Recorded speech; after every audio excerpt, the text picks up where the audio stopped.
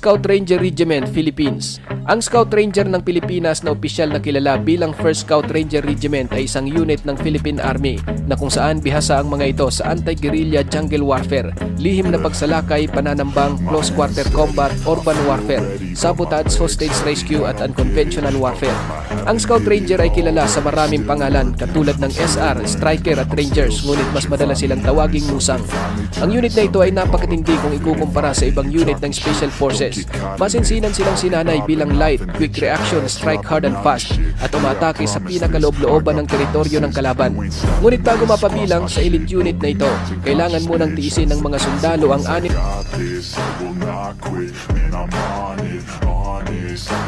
launch quick, then I'm gone. It's just a matter of time before I'm over the climb and moving under my prime. Just quit my 9 to 5. I'm rocking, they watching, cause it's shocking.